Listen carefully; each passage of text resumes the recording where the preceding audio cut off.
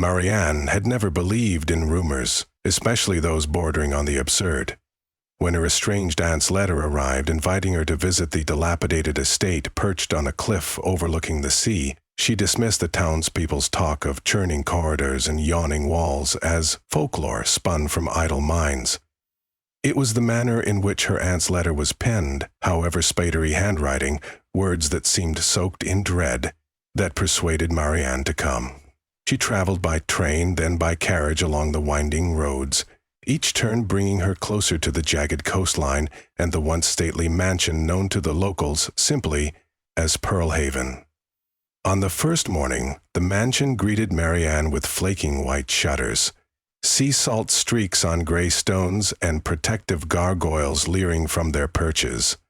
Its main door groaned in stiff protest as she pushed it open. Within moments, a housekeeper emerged from the shadows, a wiry woman in her later years, whose voice was hushed and eyes constantly shifting as if suspecting a presence behind every corner. "I'm Agnes," the woman introduced herself. "Miss Eleanor is resting. She insisted you take her room since your stay is expected to be prolonged." It was an odd remark, leading Marianne to wonder what had become of her aunt's usual accommodations. She decided not to press the matter, merely nodding and allowing Agnes to show her to a sparse but clean guest room overlooking the sea. Once there, Marianne believed the old woman had more to reveal, for a shadow of fear had flitted across Agnes's features when she placed the trunk on the floor. "I assume you have heard the tales," Agnes said finally, refusing to meet Marianne's eyes. "About the nightly transformations?" Marianne cleared her throat. "I've heard nonsense. Hollow walls, swaying with the ocean breezes, illusions of corridors, something akin to an echo chamber, or so I imagine." The housekeeper blinked. "Keep the door locked overnight, and if you hear anything, do not investigate." It was more than odd. Marianne watched Agnes hurry from the room, shutting the door behind her as if she feared what might creep inside. The hush of the mansion occupied every corner, every corridor.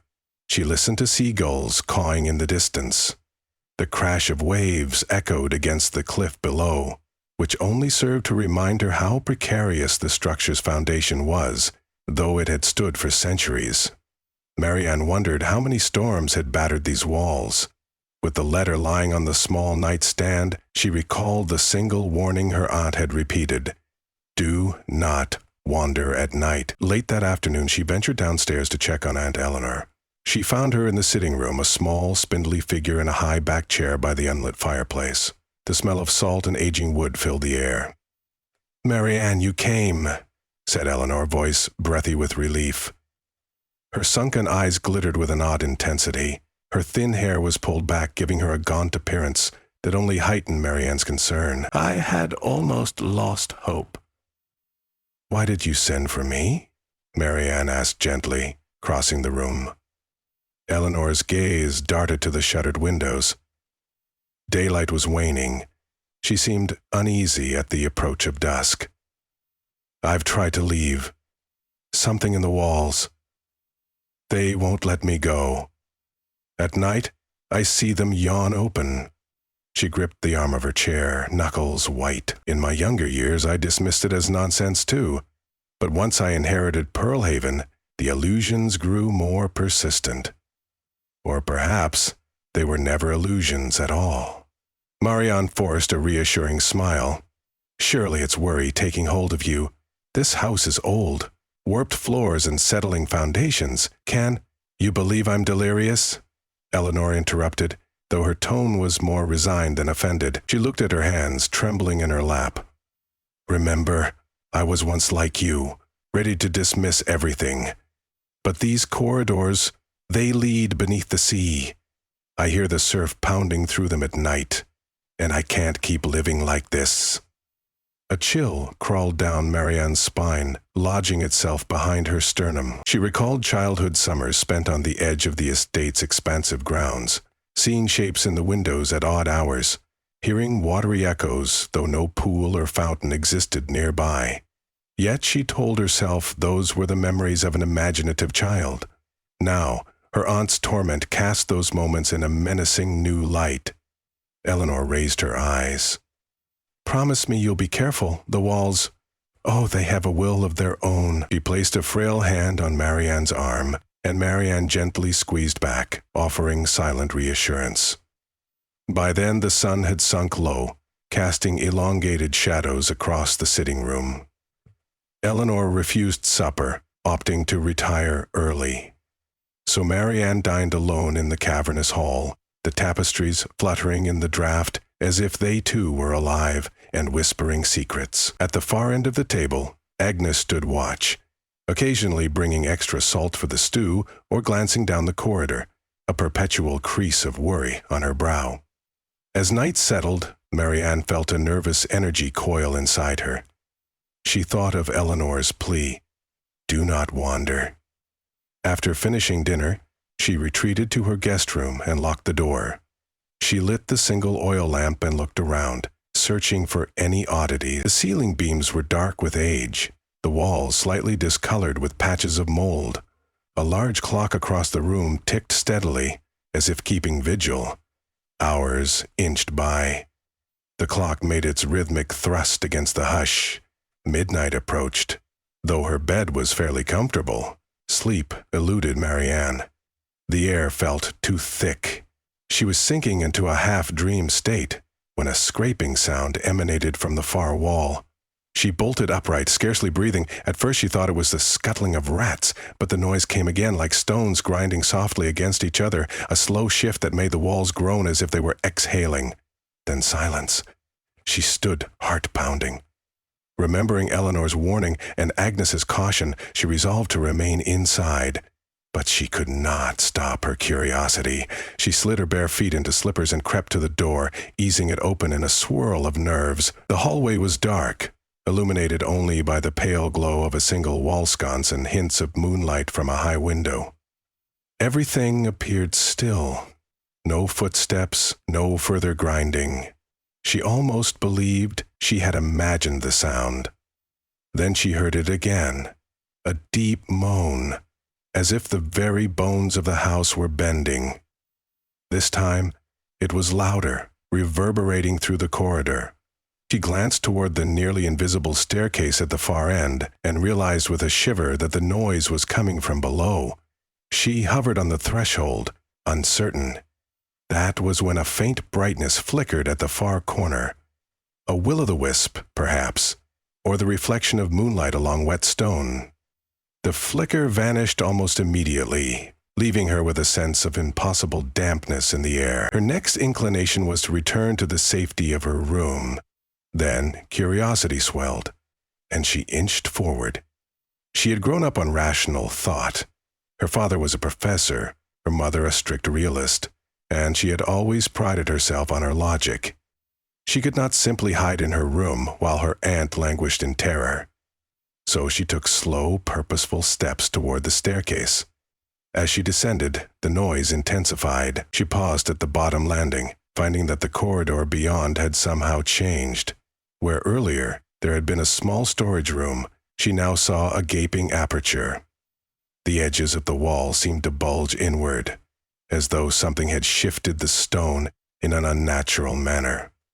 Sweat beads formed at Miriam's temples. She forced herself to approach. She peered in, lamp held high, and realized the opening led to a passage going deeper into the mansion's underbelly. The walls glistened faintly, a damp texture coating the corridor. A soft hush of water sloshed in the distance. She could barely swallow. Her mind reeled. How could this corridor exist behind a solid wall? She stepped inside, ignoring every impulse, screaming that she turn back. The air immediately grew colder, briny. With each footstep, her slippers left faint impressions in the wet film on the floor. The corridor twisted gently, and the deeper she went, the more she sensed an intangible presence watching her from the darkness.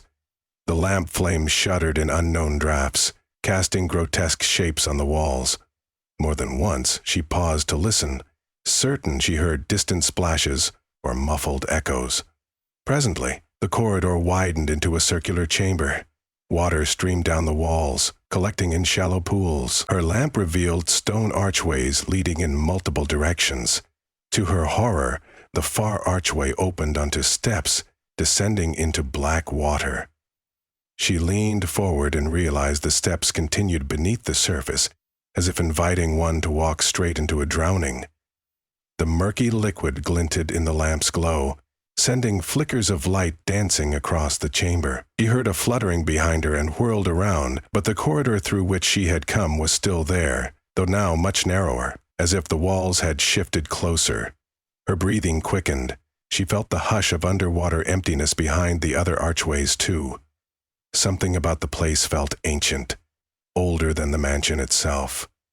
When she ventured near the main corridor again, deciding she had seen enough, she froze. A faint voice called her name. Marianne. She felt as though her blood had turned to ice.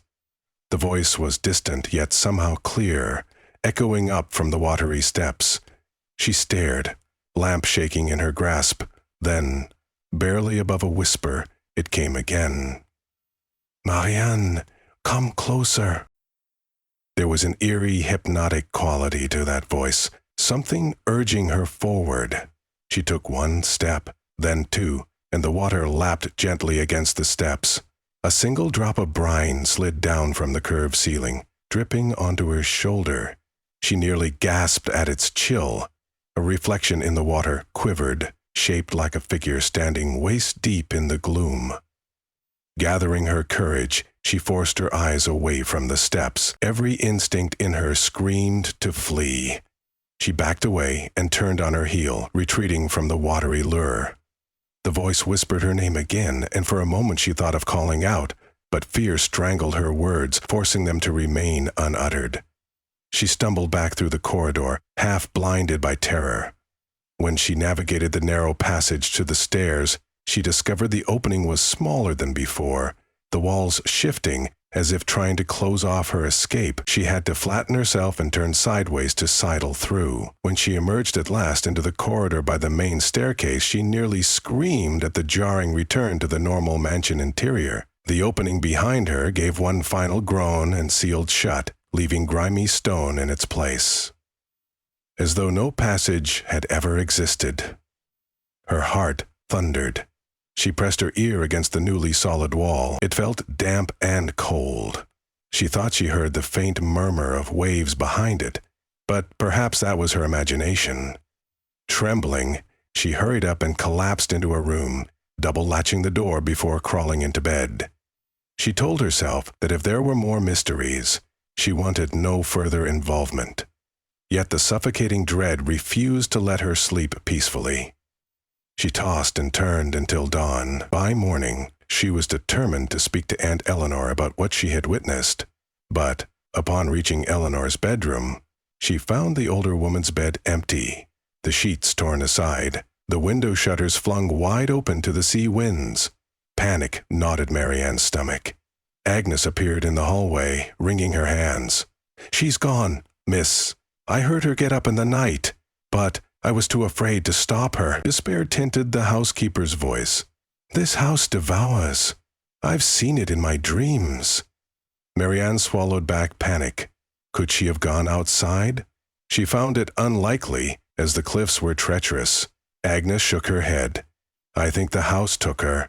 That day passed in frantic searching. Marianne and Agnes combed the mansion inch by inch, but found no sign of Eleanor. The night loomed over them like an executioner's blade. Agnes eventually retired, locking herself in her own room, leaving Marianne to brood in the main hall. She couldn't abandon her aunt. Whatever haunted these walls was tied to the watery corridors beneath. As dusk came, the paintings on the walls seemed to glower in the flickering candlelight, their subjects' eyes following her every step. She remained wide awake, determined to catch any sign of the shifting. Around midnight, the moaning of the walls returned. This time, it nearly made her jump out of her skin. At the far end of the hallway, the plaster rippled. She held her lamp, pulse hammering in her ears. The shape of a doorway yawning open took form where before there had been only solid wall. She muttered a silent prayer for bravery and approached. A breeze that smelled of sea rot drifted out from the darkness beyond. She called Eleanor's name, but only echoes answered back. With no choice, she pressed forward. The corridor was the same wet-stoned passage from the previous night, only now it sloped more steeply downward, as though angling deeper into the ocean's depths. She clenched her jaw in determination.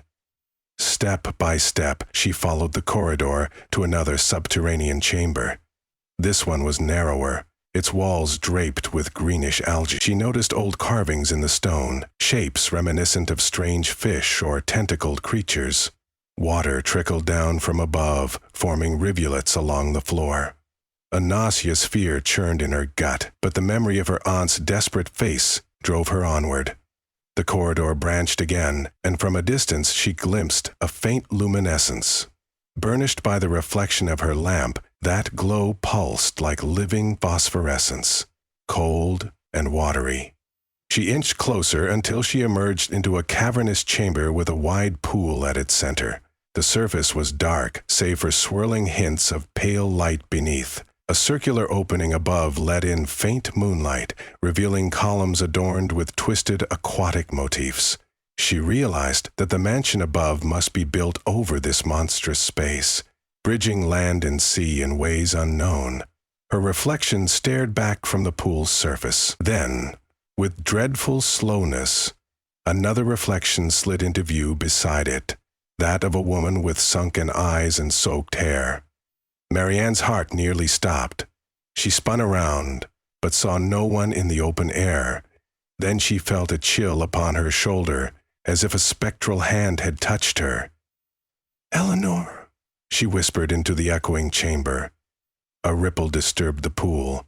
The reflection warped, taking on a bleary outline. She heard a faint voice, too distorted to parse actual words. Her aunt's face hovered beneath the water, eyes pleading. It seemed an invitation or a warning. It was impossible to tell. Marianne found herself stepping closer to the edge, her breath thick with dread. Something in the depths wanted her to come forward. She spotted bits of jewelry glinting near the pool's lip. A single pearl earring, an old cameo brooch caked with wet residue. She knelt, carefully picking them up. She recognized them as her aunt's.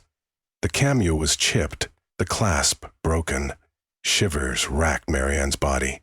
She risked leaning over the water to peer down. Her face stared back, wide-eyed with terror, and behind her was the ghostly shape of a corridor continuing underwater. Could it lead out into the ocean? Or to some netherworld beneath the waves? Then, from the blackness below, pale arms rose in the reflection. Marianne withdrew sharply, stumbling back, nearly dropping her lamp. Her aunt's voice faintly echoed, "Down here? Help me." She felt the urge to recoil from the watery despair, yet she could not abandon her only remaining family. Against every survival instinct, she removed her boots and set them aside. She tested the water's temperature with her toes. It was freezing. She hissed in pain, but forced herself to lower first one foot, then the other, until she was knee-deep. Her skirts absorbed the brine tumultuously, adding weight that tugged at her body. The chamber's darkness pressed in. She raised the lamp overhead, scanning for any rope or mechanism to guide her.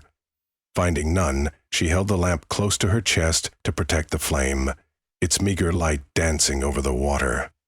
Step by step, she waded deeper, until the water was at her waist.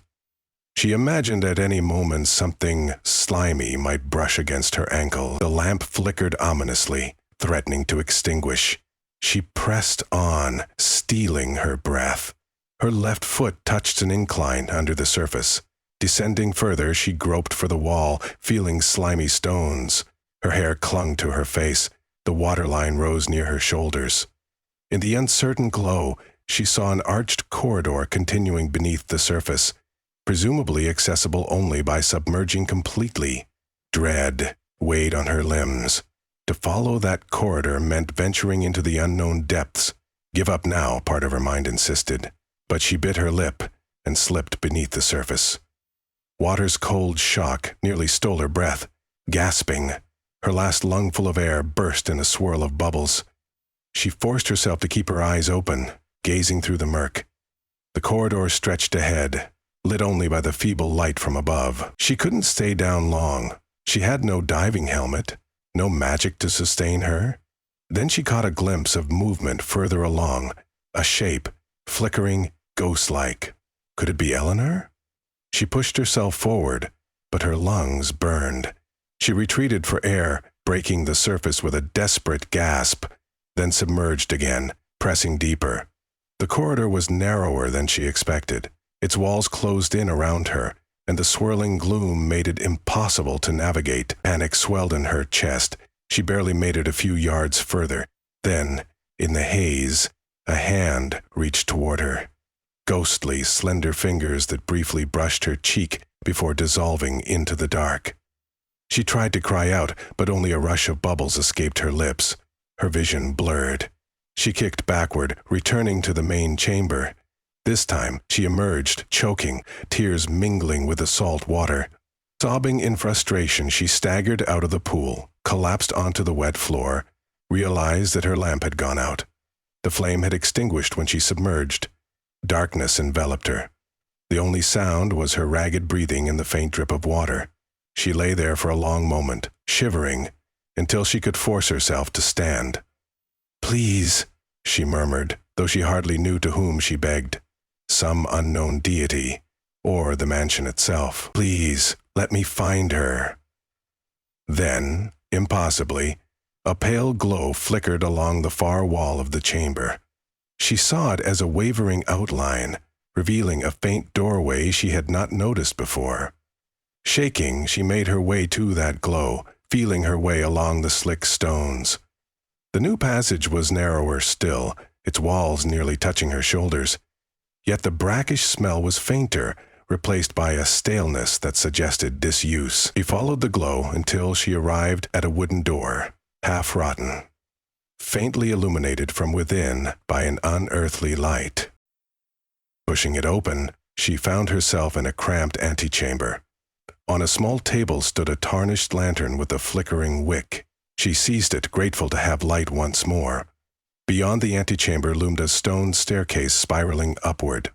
She climbed carefully, dripping salt water with each step. The ascending spiral felt like an ascent from the depths of the earth. With each turn, the air grew less humid. At last, the staircase ended at a hidden panel that opened into one of the mansion's top-floor corridors. She stepped through, blinking in relief. But her relief was fleeting, for on the floor, partially obscured by dust and draped curtains, lay a figure. Marianne rushed forward, pressing the lantern out ahead, and discovered Aunt Eleanor.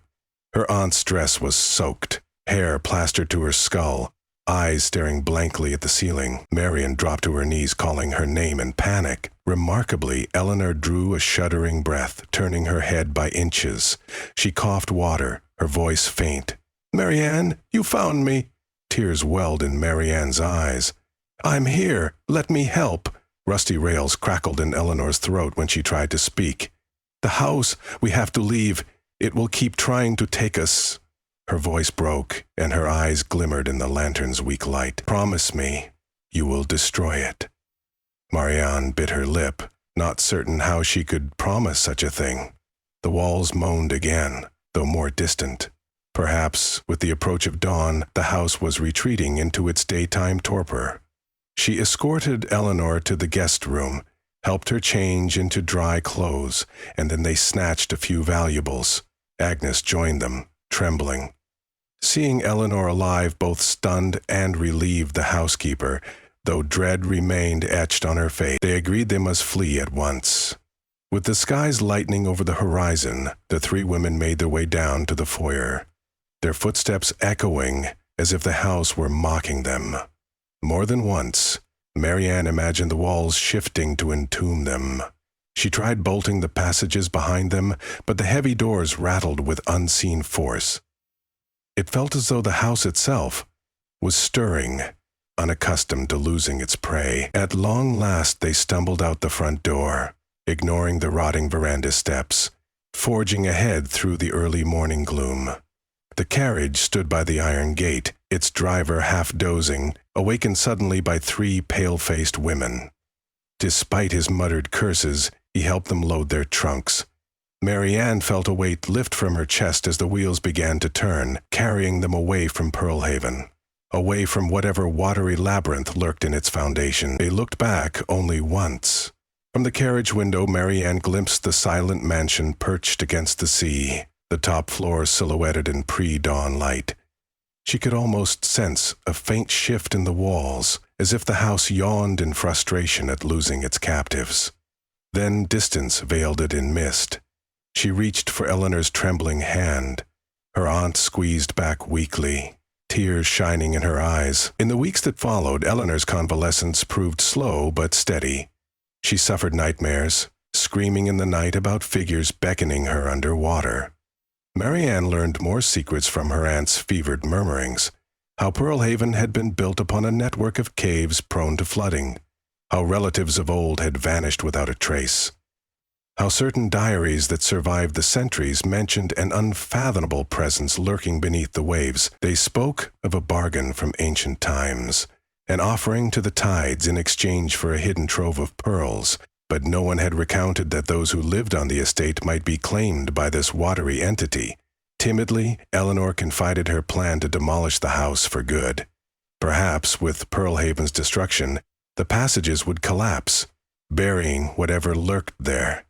But in her heart, Marianne wondered if the watery underworld would remain, defiant, below the rubble. Some evils transcended stone walls, yet, for Eleanor's sake, for the sake of any who might one day stumble across the cursed estate, Marianne prayed such destruction would suffice. The day the demolition was set to begin, Agnes vanished. No note, no farewell. She had left only her uniform in neat folds on the bed. A single watery footprint stained the mansion's threshold, as if she had stepped straight into the walls. Workers who arrived to take down the mansion reported hearing strange echoes in the corridors, a soggy breeze that inexplicably turned their breath cold. Yet they proceeded with sledgehammers and charges, toppling the decaying walls, sending stone and wood plunging over the cliffside to the breakers below. When the dust settled, Pearlhaven stood no more. Marianne left soon after, escorting Eleanor to a calmer inland residence, determined to nurse her back to health. But late at night, Marianne still dreamed of watery voices calling her name, beckoning from beneath dark staircases where shallow pools glowed with some impossible phosphorescence. She had to remind herself, upon awakening, of the comfort of her new surroundings, far from the sea, far from the memory of tidal secretions oozing through the walls. Sometimes she woke with the taste of salt on her lips, chest tight with dread, convinced she could still feel the house breathing around her. As the months went by, a rumor circulated among the fishing villages near the old site.